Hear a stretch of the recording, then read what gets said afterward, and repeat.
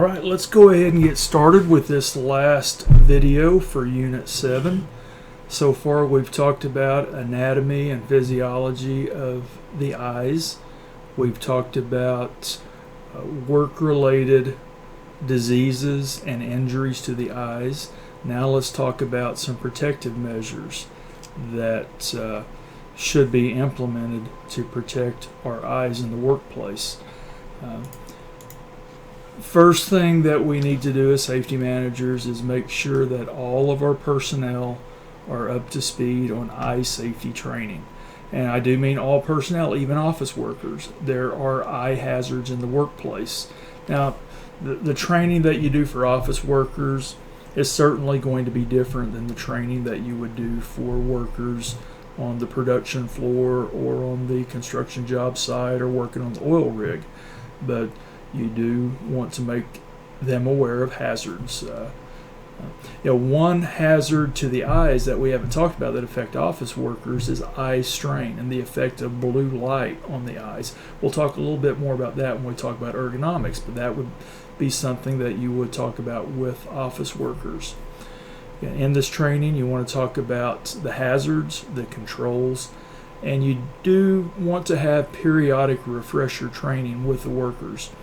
I would always try to have at least a 20 to 30 minute training session just focusing on eye safety at least once a year.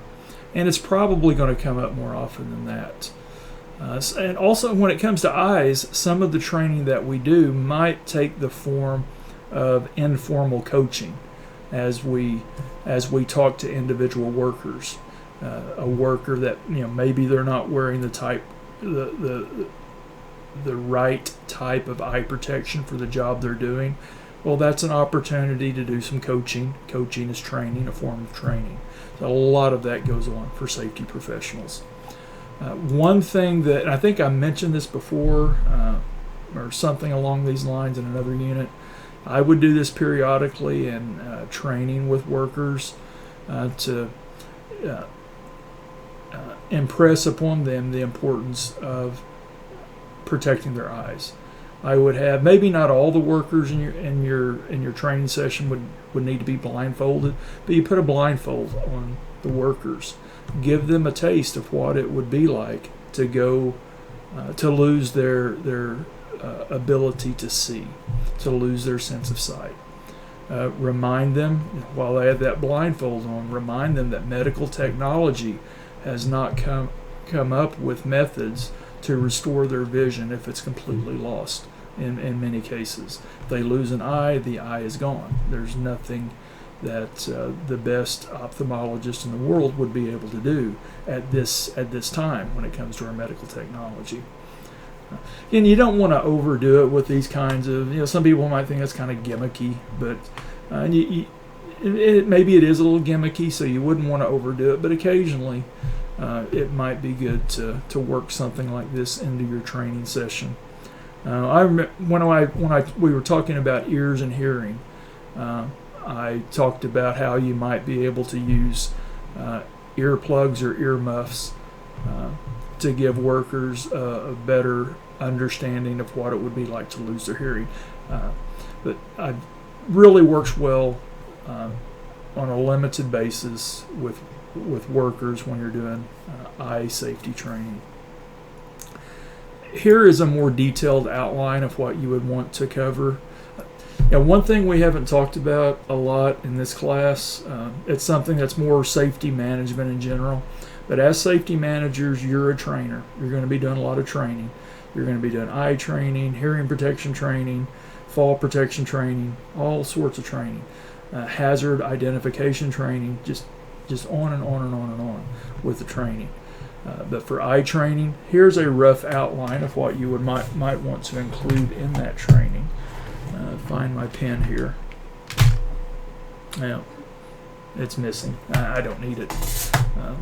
I can use my cursor here. And certainly talk about the eye hazards that are workplace specific and tool specific. The types of injuries that can occur. Use videos, photos, but you don't want to overdo it with the graphic, gross photos. Every now and then, to get their attention, you might want to throw something at them, that is on the graphic side, like the picture I showed you earlier of the chainsaw that kicked back. But always warn them in advance that, hey, this, you may not want to look at this. This is pretty gross. Give them that warning if you're going to use those photos, and don't use too many of them. Back in the early 2000s, late 90s, early 2000s, there was a safety video series. I think it was called High Impact, the High Impact video series, and that's pretty much all it was: graphic video clips, graphic photos, intended to scare people into being safe. Which some of that's okay, but it can be overdone. Most people don't need to be scared into being safe. If you reason with them with good, solid training, that's all it's going to take. With maybe a picture every now and then that shows the consequences of not properly protecting your eyes. Certainly talk about protective measures that are available and how to properly wear personal protective equipment. And finally, in this 15 to 30 minute session, go over what they need to do in the event of an eye injury or an ocular emergency, to sound more technical and scientific. What do they need to do if there's a foreign object in the eye? What should they do if there's some other type of injury to the eye? What if they have chemicals splash into their eye? What are the steps they need to take to minimize the injury to their eye? And we're going to talk more about what to do in the event of an eye injury before we're done with this unit. It's not just about protection. I also want to talk a little bit about some measures that should be taken if there's an eye injury. And we'll talk about eye wash stations also, which goes along with getting chemicals in the eye or other foreign objects in the eye. Safety glasses, this is first and foremost on the list of eye protection in most workplaces. Most workplaces require some form of safety glasses for their work operations. A wide variety of safety glasses are out there. Now, safety glasses are not impact proof. They are impact resistant. They provide protection from moderate-sized flying objects. They're not generally good for dust or side impact. You have to have special glasses or goggles to provide protection from the dust or side impact.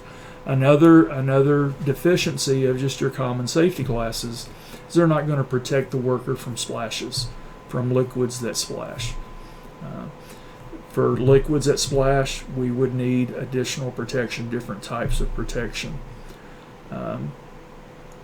All protective eyewear must meet the ANSI Z87.1 standard. If it doesn't have the Z87.1 standard, it hasn't been rated, it hasn't been tested to provide protection from flying objects.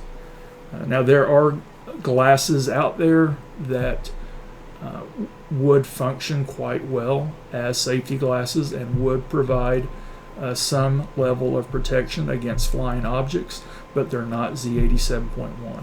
And our workplace should be Z87.1 for those workers that are exposed to flying objects.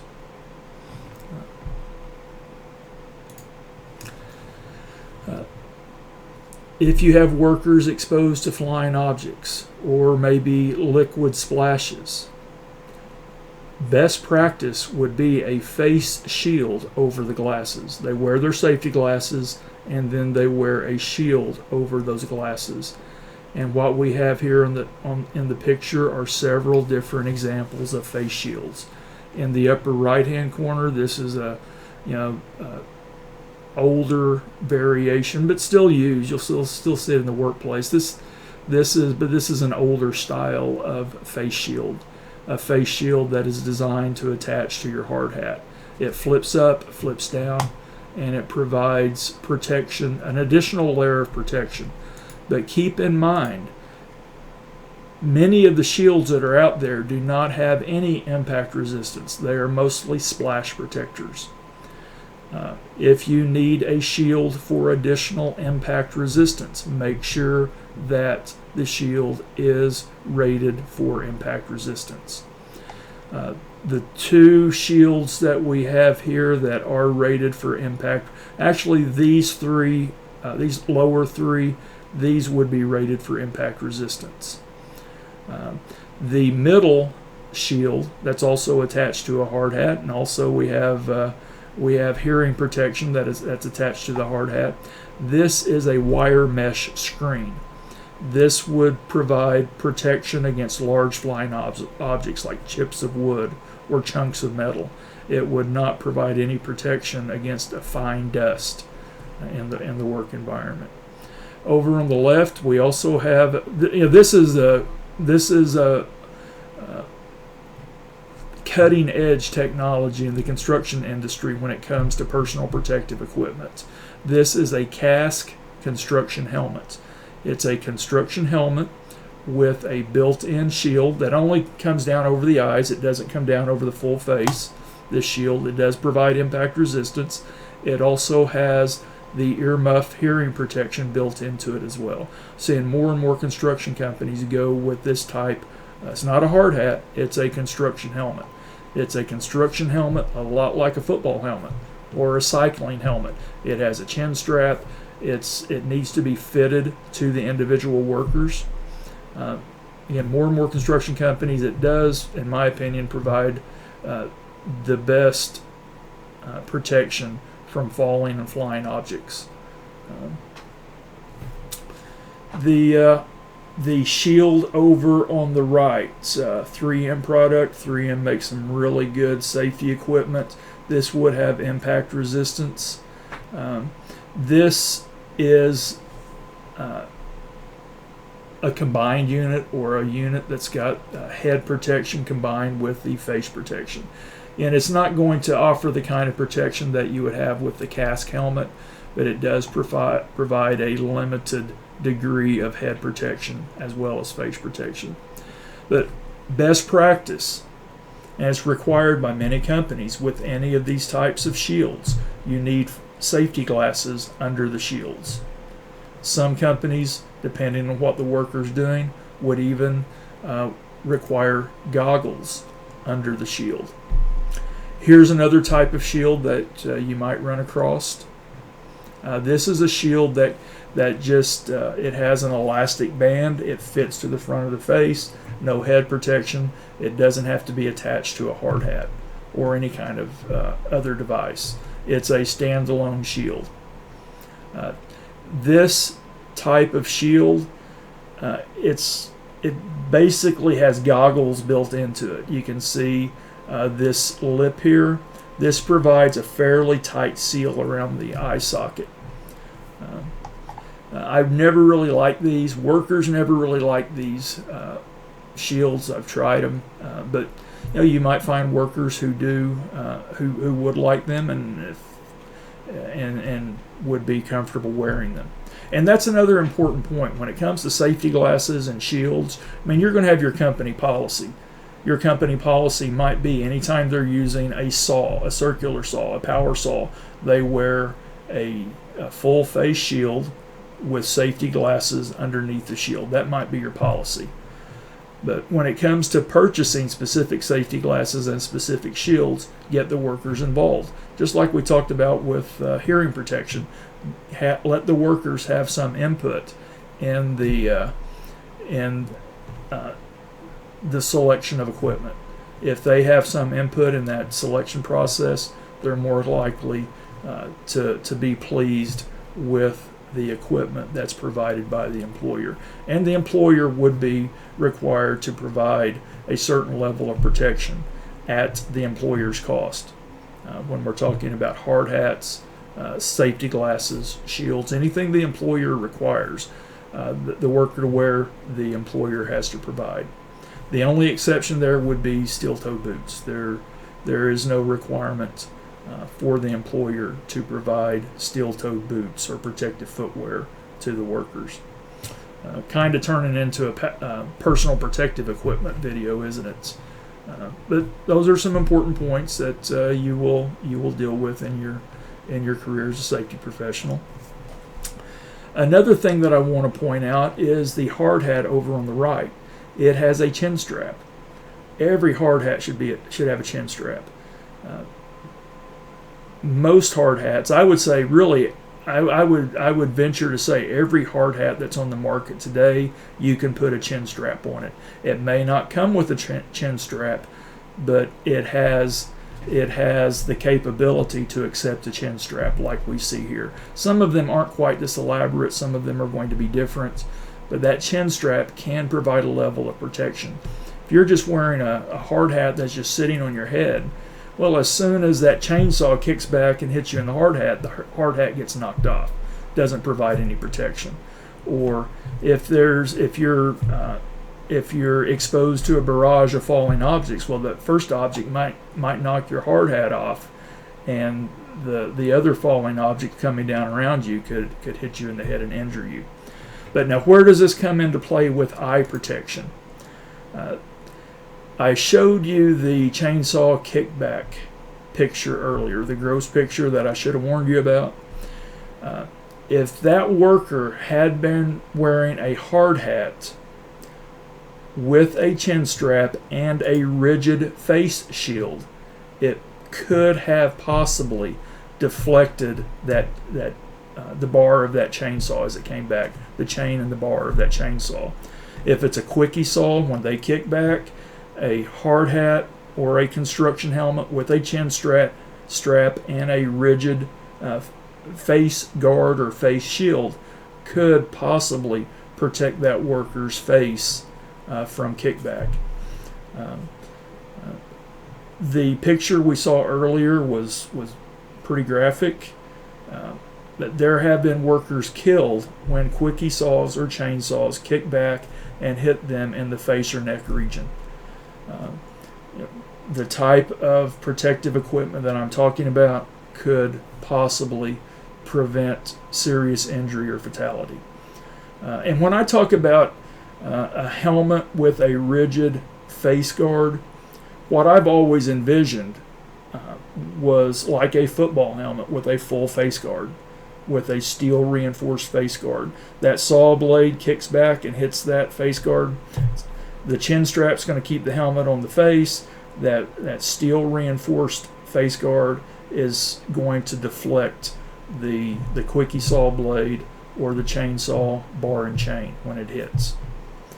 But let's back up a step, though. I do need to do the right thing here and remind us, let's prevent the kickback. Kickback is often the result of work materials that aren't properly supported. As they're cutting through the material, they're creating a kerf in the material. As they cut through that material, that kerf closes in, pinches in on the blade, and that is often what causes the kickback. That type of kickback can be prevented by properly supporting the material. Then that goes back to chainsaw training or quickie saw training, which any worker using those types of tools should have that training. Moving on, let's talk about goggles. Goggles have the advantage of creating a tight seal around the eye sockets. It keeps the liquids and the fine dust from getting into the eyes. It could be argued that the best protection possible from dust and liquids would be goggles and a full face shield. If you're dealing with any kind of liquids or fine dusts, your worker should be wearing goggles that create that tight fit around the eye socket. Full face respirators can also provide protection, which we'll see here in a moment. Ultraviolet protection, I mentioned previously, all safety glasses should have UV protective lenses. Also, if we have workers dealing with doing any kind of arc welding or working around arc welding operations, they need to make sure that the lens shade or the filter for their lens is appropriate for the type of work they're doing. If it's electric arc welding, it needs to be a 10 to 14 shade. That 10 to 14 is a is a measurement value and part of the measurement system for the rating of different shades. 10 to 14 represent a very high degree of shading provided by the lens. If you're cutting, a cutting operation, you need a filter rated at 3 to 6. Gas welding, 4 to 8. Torch brazing, 3 to 4. Torch soldering, 1.5 to 3. When it comes to just normal sunlight and glare, UV protected glasses are going to be sufficient. But UV protected glasses, if they don't have any of these ratings that I'm talking about here, they're not appropriate for electric arc welding, cutting, gas welding, torch brazing, or any of these hot metal working activities. You may see, and I've seen it, you may see in your career, a welder that's trying to get by with normal safety glasses.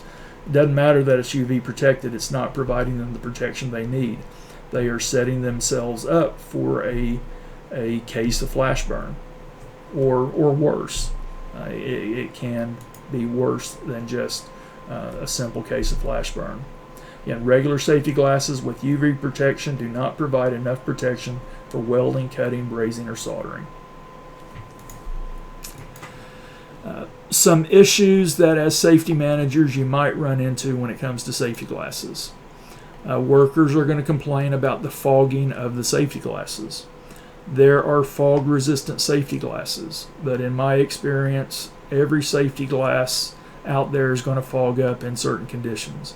There are sprays, treatments, there's different things we can do to minimize fogging. But given the right atmospheric conditions, the right levels of humidities, the right temperatures, wearing of other personal protective equipment, safety glasses are going to fog up occasionally.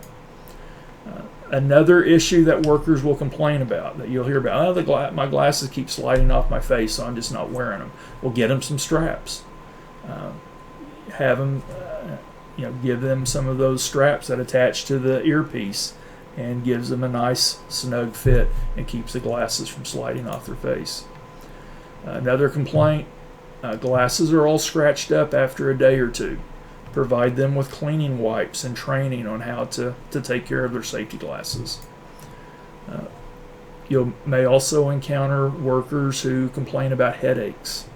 Sometimes the headaches are, I'm not saying they don't have headaches, but sometimes the headaches are legitimate, but it's simply because of the poor quality of safety glasses. Safety glasses that introduce a lot of visual distortion can cause headaches. It could be safety glasses that aren't properly sized to the worker's head. So provide the worker with several different options. Spend money on good safety glasses. You don't have to spend $50 a pair or $10 a pair even. But $5 to $8 should be the minimum. You never should spend less than $5 because you're just going to get crap that the workers aren't going to take care of. They're going to cause the headaches. They're going to get scratched up more easily. Spending more money on better glasses is usually going to provide a pretty good return on the investment. When it comes to headaches, if you provide good safety glasses that you don't think are causing any kind of visual distortion and they fit the worker well, but again, they're still having headache complaints, it could be that they need prescription glasses. You might encourage them to have their eyes looked at, to go to an optometrist and see if maybe they do need corrective lenses. If they need corrective lenses, they still need safety glasses on the job. You can get corrective lenses that are safety rated, or safety glasses, the frames and the lenses that are safety rated, or you can wear glasses, safety glasses that fit over prescription glasses. The best option is to provide the worker with prescription safety glasses. That is an expense to the company. That's something that a lot of companies would not be willing to foot the bill for, but it might be worth your exploration as a safety manager, and maybe make a proposal to your management Yeah, again, it's going to be a hard sell because of the expense, but you might be able to persuade management that it would be also a good return on the investment. Another issue, and I alluded to this previously, you're going to have workers in your operation who have their expensive $200 pair of Oakley glasses or their Wayfarer glasses that they want to wear in the workplace. And they're not Z87.1 rated. The hard line is if they're not Z87.1 rated, they are not allowed.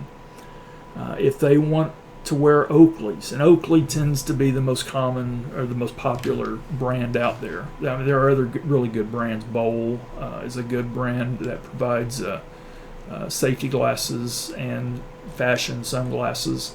But if they want to wear their Oakleys, they want to wear something like that as maybe a fashion statement, they can get Oakleys that are Z87.1 tested and approved. They meet that Z87.1 standard. At Kiewit, we gave workers the option of purchasing Z87.1 Oakleys. I think about $125 is what the workers had to pay if they wanted those. They could purchase those, or they could wear the regular safety glasses provided by the company. But one other point I want you to think about when it comes to this Oakley issue. As a safety manager, let's use some discretion here. If they want to wear their Oakleys and they are not performing any activities where they are likely to be injured by flying objects, debris, dust, and so on, if they want to wear their Oakleys and they're not exposed to any projectile hazards, let them wear their Oakleys. But explain to them that if they do pick up a saw, if they do engage in any task where there are projectiles that are possible, the Oakleys are not rated for impact resistance, for projectile resistance. The best practice, everything's the 87.1. But where I ran into this was with our dirt crews, the bulldozer operators, the excavator operators, the grader operators. They're at the controls of equipment all day. They didn't really need Z87.1 safety glasses. I would let those workers slide when it came to wearing Z87.1 glasses. But before you make this decision as a safety manager, make sure you clear it with your supervisor.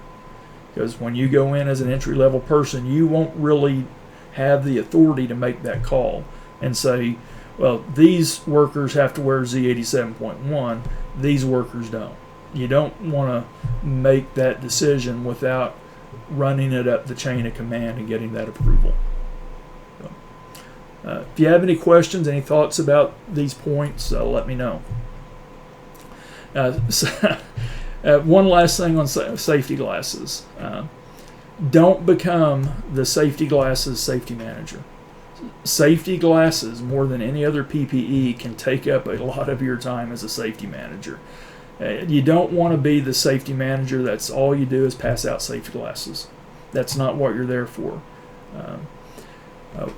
And that's true for other forms of PPE as well.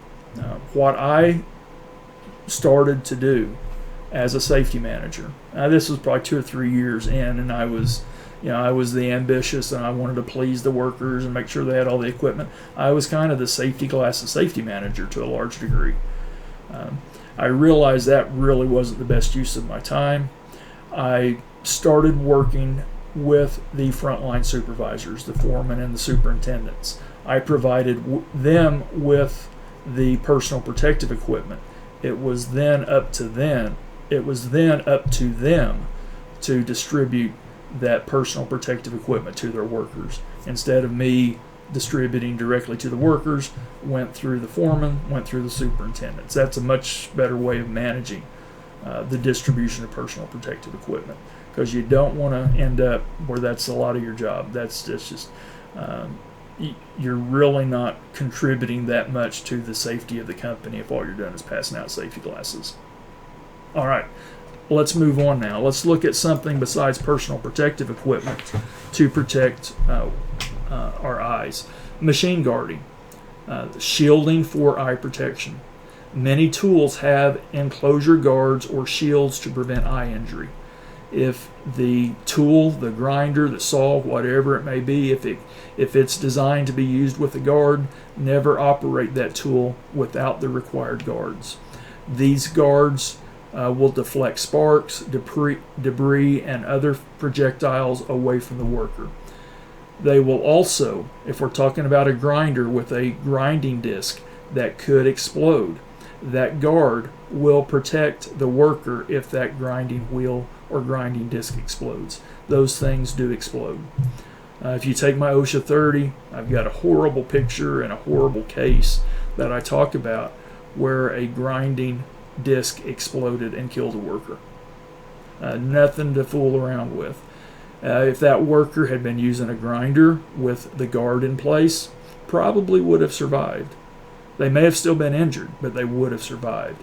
They were using a grinder that did not have the guard in place. So it's not just eyes that we're protecting with guards. It could be more. It could be our life that we're protecting with a guard.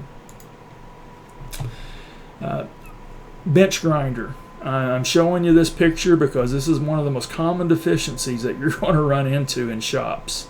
Bench grinder. New bench grinder comes into the shop. These shields, these clear shields, after a while, they start to get scratched up and scuffed up, and the workers can't really see through them that clearly. So what do? They take them off. They take them off. They're out of compliance with OSHA regulations. More importantly, they increase the chance of an eye injury or a face injury. All of the guards that came with a bench grinder need to be attached and in use anytime that bench grinder is being used. When it comes to the adjustable work rest that we have here, OSHA has a specific measurement standard for that adjustable work rest. It can't be more than 1/8 inch gap between the work rest and the grinding wheel. The tongue guard, also at the top here behind the clear shield, it can't be more than 1/4 inch from the grinding wheel. And just to emphasize that it is an OSHA standard, here are the specific references within the OSHA construction standards. But this is a common deficiency that you're going to see in a lot of workplaces. The bench grinder doesn't have the guards like it's supposed to. You could also have portable shields erected around the work operation. Here the worker's using a chop saw. He has his full face shield to provide protection. But he also has a shield erected around the work operation to protect people in the area from flying objects. There's also a fire protection dimension to these shields. A lot of these shields are rated as spark shields to contain sparks from hot work operations. So another consideration in a shop environment, especially if you have multiple operations going on in a small area, well, shield off those operations, segregate those operations, so the worker 20 feet away is not going to be injured by another operation.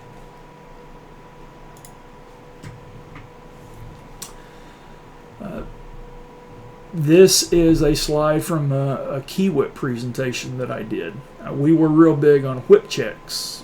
Anytime we had high pressure airlines connected, we had a connection between a high pressure fitting and an airline.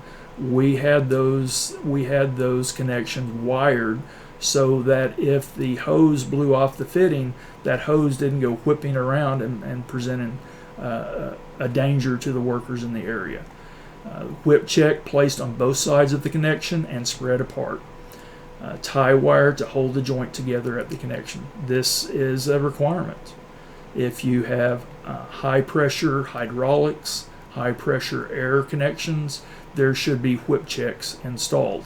Those whip checks are a fail-safe that will keep those hoses from flailing around if the connection fails. If there's a failed connection, very high pressure, hydraulic or air pressure, pneumatic pressure with some equipment, and it can cause serious injury or worse. Yeah, pay attention in your work environment to any protrusions that are at eye height. Here's an example of what I'm referring to. This is rebar sticking out horizontally from concrete forms. In this picture, they have orange mushroom caps to provide a visual indicator or a visual warning of the hazard. But there have been workers who have lost their eyes or had other injuries when they walked into a piece of rebar that was sticking out horizontally, or other protrusions that are sticking out. So when you're doing your hazard analysis, pay attention to anything that could result in injuries to workers, property damage, and so on. It's part of that planning evaluation process is identifying anything that could hurt, anything that could cause damage, and have control measures in place to prevent the hurt, to prevent the damage. Good hygiene. This should also be in the training. Eye disease, eye disorder, eye injury could be as simple as a worker having dirty hands and rubbing their eyes with dirty hands. So, cover this in your training as well. I didn't have that in the training outline, but that would be an essential topic to talk about. Don't go rubbing your hands, or don't go rubbing your eyes if your hands are dirty. This good hygiene also relates to housekeeping in the factory, in the workplace. Try to control dust collection in the workplace, or any other objects that could accumulate and be blown into the eyes or become a projectile hazard. Avoid rubbing your eyes or wiping sweat, which I've mentioned. Anytime we, and I didn't mention this, and it's worth mentioning, anytime we touch our face with our hands or our eyes with our hands, there are bacteria. There are microorganisms, viruses, bacteria, maybe fungal organisms on our hands. When we touch our eyes, we're increasing the chance of an eye infection. So avoid rubbing your eyes or wiping sweat.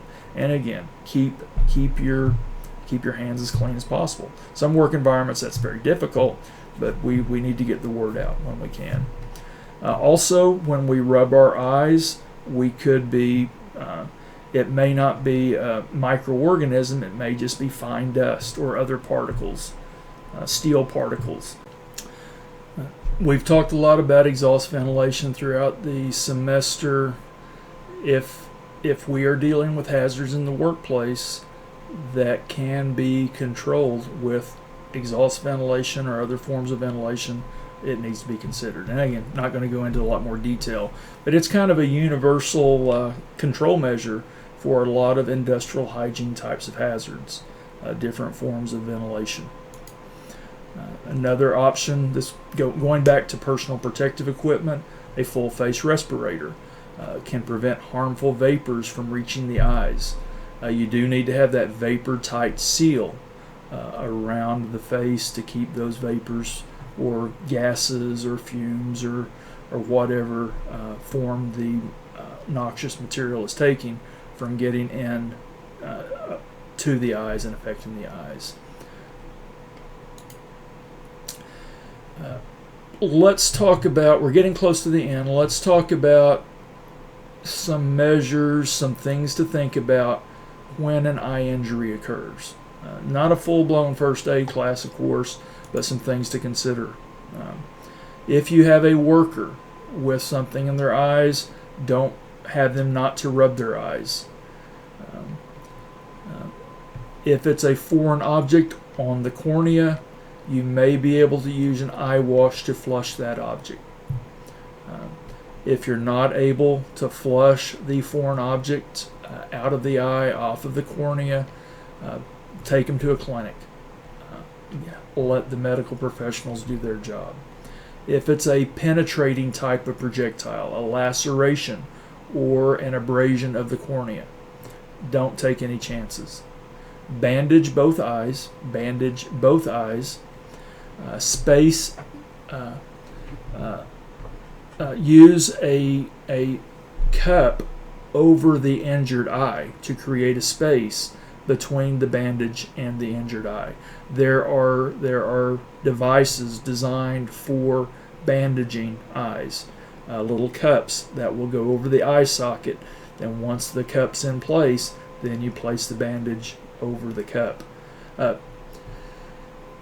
Once you have the bandaging in place, get them in for medical treatment as quickly as possible. This would be considered a medical emergency if there's a penetration of the cornea, a laceration or abrasion of the cornea. Remember, the cornea is that outside surface of the eye structure. It's going to be the first damage.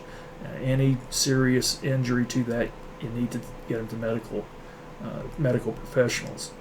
But let's talk more about this bandaging both eyes. Why bandage both eyes?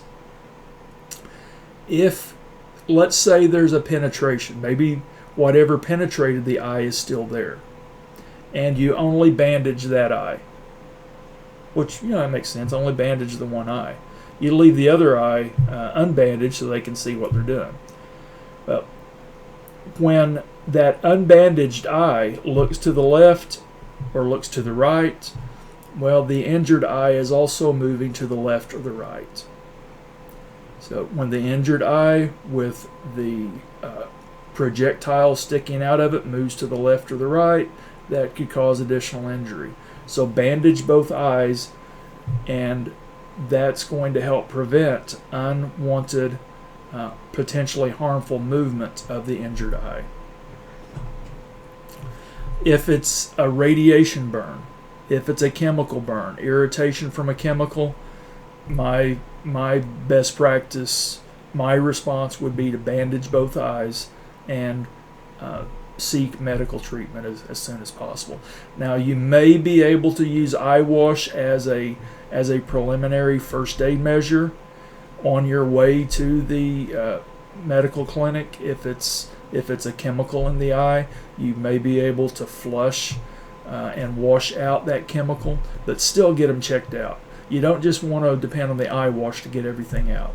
Let's go ahead and get medical professionals involved. Again, maybe I'm overly conservative when it comes to circumstances like these, but I would rather err on the conservative side and ensure the worker gets the treatment they need. Then hey, let's wash it out, send them home. Let's see what it looks like tomorrow. I don't, that you're taking some risk with the worker's eyesight, which I'm not comfortable with. Now, you may run into some companies that, because they're afraid of getting recordable injury, that's what you're encouraged to do, and that's a whole other topic there. That is an ethical dilemma for the safety manager.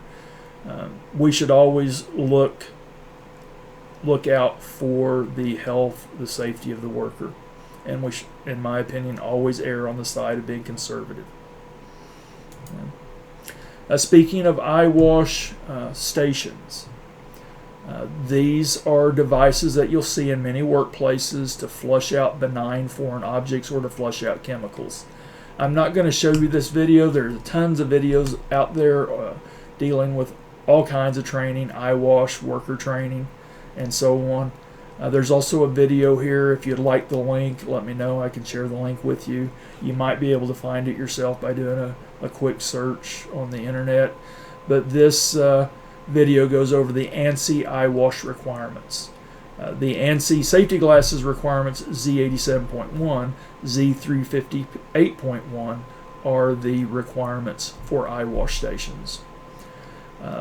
Let's talk a little bit about the eye wash stations we have here in the picture. This is a portable eye wash station that you might see on a construction site. You fill up this container with liquid. It's a gravity flow device. You fill up this container. When the stoppers are pulled off, the water comes gushing out and washes, flows into the worker's face.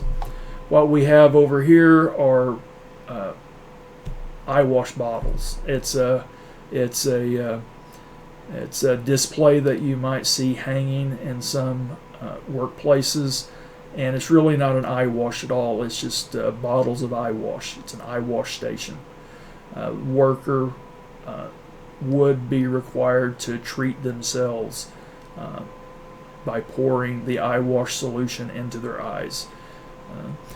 Workers need training what to do in the event that they need to use an eye wash station or eye wash solution. What we have over here on the right are it's more like what you would see in a laboratory, a manufacturing facility. These are eye wash stations that are permanent installations. They are a part of the building's plumbing. They are designed to provide very effective treatment for the worker that gets foreign objects or chemicals in their eye. We could do 30 minutes just on eye wash stations, but just wanted to give you a quick look at the devices.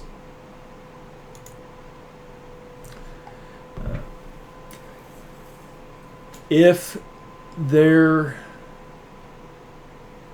are eye exposure hazards in the workplace, an eye wash station, according to ANSI Z358.1, should be located within 10 seconds of that exposure hazard and on the same work level. Again, if you're in this kind of environment, this needs to be a subject in your training as well. I mentioned you want to talk about, you want to train them on what to do in an emergency situation. If you're dealing with eye wash stations and the types of hazards that may be dealt with eye wash specifically, maybe do a special training, a specific training just on the use of emergency eye wash stations. Because a lot of times, and one of the things you'll want to cover in that training, a lot of times a worker that's got chemicals in his eye, he can't find the eye wash station. He needs assistance. It may have to resort to the buddy system to help that worker get the eye wash treatment that he needs. So again, there's a lot of little things that would need to be covered and considered in that training. All right, that's it for this video and the videos for this unit. I want to close out with a different kind of summary than I usually do. It is important for us to take care of our eyes, but as safety professionals, we're going to be motivating, training, providing resources so workers can do the same.